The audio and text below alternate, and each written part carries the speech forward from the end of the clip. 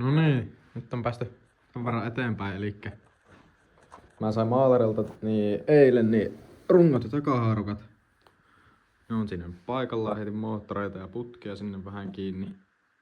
Täältä saan vähän enemmän tehtyä, koska tuosta multa puuttuu MG-koppa vielä, niin mä en ois saanut edes laitettua, tai oisin saanut laitettua ahtimeen ja muut setit sinne, mutta se on helpompi tehdä yhdessä setissä kaikki, mutta tän puolelle taas, niin tän saa melkein tehtyä kokonaan valmiiksi tän tekniikan, että mulla on nyt bensanpaineen sääri on tossa kiinni ja pumppu on tossa ja lopputekniikka onkin. Kaasarin tarvitsee vielä uuden ryyppyvivun, mulla on alkuperäistä. Täällä on sen verran rumia, että ei näytä mitään. Tää on, jos nyt hätää tulee, niin pakko lyö paikalle, mutta kumminkin. Niin, tässä on tää tekniikka sitten ois kokonaisuudessaan. Ja nyt mun pitäisi varmaan alkaa seuraavana laittelemaan bensalinjoja. Nyt mulla menee tässä tälle paineensäätimelle, niin ahtopaine menee sinne, eli osaa sitten bensanpaine säätyä sen mukaan. Toki se pitää niinku se vakiopaine pitää eka säätää täältä. Se säädetään täältä ilmeisesti, jos mä oikein luin, niin näitä muttereita säätämällä. Tai se, joo, kuitenkin. Turpalle on öljy, meno on paikallaan ja paluu on paikallaan. Se on tehty. Seuraavaksi venttiilikannen koppia otetaan maalausta ja keulaa muuta, niin näitä saa hyvin tehtyä pidemmälle, mutta nyt mä voisin pikkusen säätää niitä kaikkia bensalinjoja, niin saan ne tehtyä valmiiksi. Yes.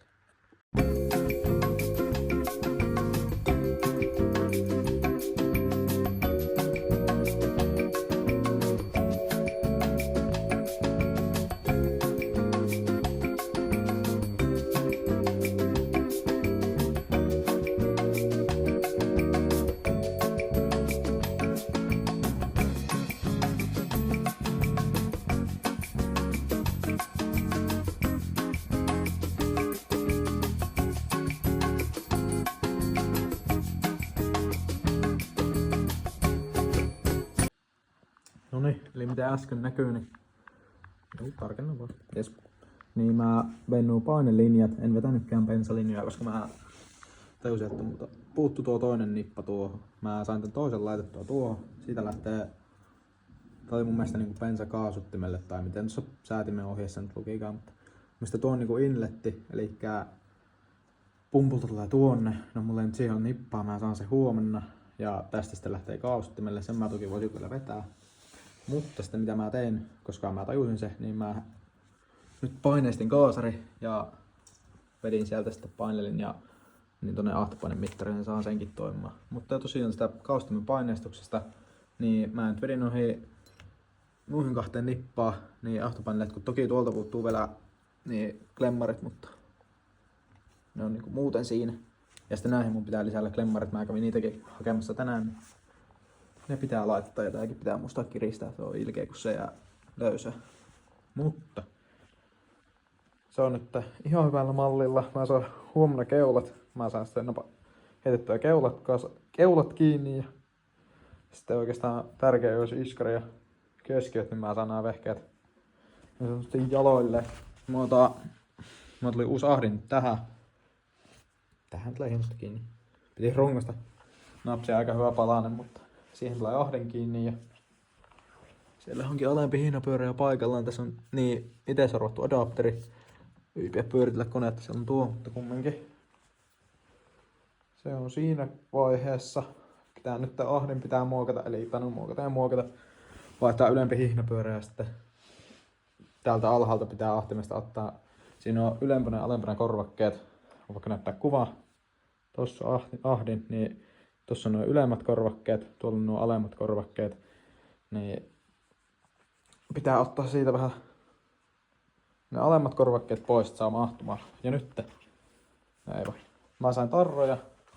Mulla on tankin tarroja, niin 3 eri kokoa. Tuolla varmaan näkyykin. Joo, mulla on 5 per niin koko. Saa sitten testaa, että mikä näyttää parhaimmalta. Sitten nää tulee tankin korkkeihin. Missä mulla on tankin korkit? Joo, tuollahan näkyy tankin korkit. Mekis kuitenkin. Ja sitten sivukoppiin tulee pantti euro 90. kekseliästä. Swingin tarratkin mulla näihin tulee. Mä tekoälyn avustuksella ja omalla mietinnällä mietin eilen. Nyt pitää vaan ton tarrahenkilön kanssa saada ne viimeisteltyä, mutta tulee ihan siistit swingin tarrat. Periaatteessa menisi ilmankin, mutta tuo on aika iso pala valkoista niinku. Sitten muuten vaan. Mutta niin, joo. Nyt mä varmaan vähän jatkelen sillä, että mä heitän tänne nyt vielä mitä mä pystyn laittamaan, eli bensalinjan tästä kaustimeen ja kiristän tän. Pitää edelleen muistaa se. Ja no, en mä oikein näitä pumpulinjaa voi vielä laittaa, kun mulla ei ole tankkia, niin en mä oikein tiedä kuinka pitkiä. Ja no, tuohon mä en tiedä mitä mä laitan. Siihen melkein kuin verkkoratkaisu pitäisi keksiä putsariksi, mutta sekin on ehkä vasta vähän myöhemmän. Niin no joo, kohta mä voisin melkein laitella näihin. Tänne voisin laittaa niin, mitkä nuo pidätin ruuvit. Mulla pitäisi niitä löytyä tästä kahta koko. Tää on tommonen nippa, mutta tää ei oo hyvä, en laita tuota. On tässä kahta eri pituista M6.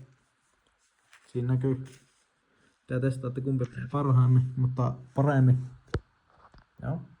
Mutta varmaan laitan tälle lyhyemmän. Tässä voisin nyt melkein aloittaa sille, että mä otan nähdään kiinni. Jes. Aloitetaan vaikka, no tuo on irti, niin aloitetaan tuolta.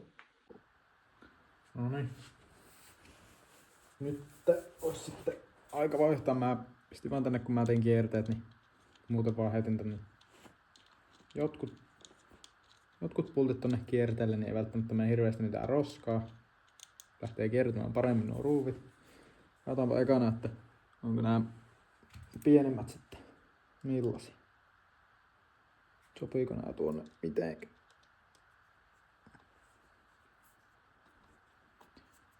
Tässä menee vaan aika kivasti. Ja meneekö sittenkin? Ota. Tää on vähän varovainen, etten kiertettiin kautta aika pehmeitä alumiineja nää äänenvaimentimet. Joo, nyt lähti menemään paremmin. Pitää katsoa, ettei tuu yhtään ulos tuolta. Nyt pitäisi olla hyvä. Seuraava. Änkkä paikoille. Katsoa, että se on jotenkin suorassa. Lähinnä pystyy sitä vielä jossain, no melkein vaikka heti sitä pystyy muutella, mutta jos kerralla hyvin, niin pääsi helpommalla. Joo, sehän näyttäisi nyt ihan hyvältä. Joo. Mä ajan pyöritellä sen sitten kiinni. Ettei pyöri hirveästi. No. Joo. Änkkä nyt kunnolla kiinni. Ensimmäinen. Sitten vielä tuo toinen tuolta. No. Sieltä irti ja vanha ruuvi pois. No. Sitten tuolta uusi paikoille. Ja sitten tässä ei ole jousia sen takia, että en alkanut hitsaamaan nyt alumiinia, nämä änkät alumiinia, en alkanut laittamaan tähän mitään jousien kiinnikkeitä. Olisi varmaan ollut ihan fiksu tai hyvä, tai sitten tonne olisi voinut prässätä jonkun tiukalla sovitteella olevan putken, mutta päädypä nyt tähän. Toimii tääkin.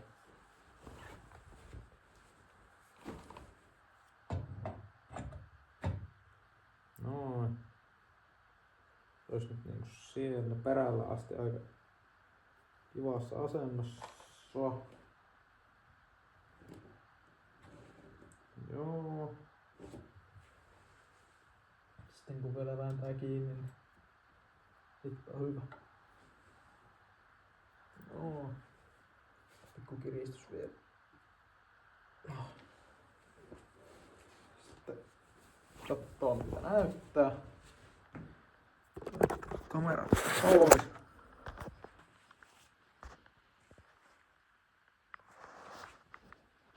Nää näyttää ihan.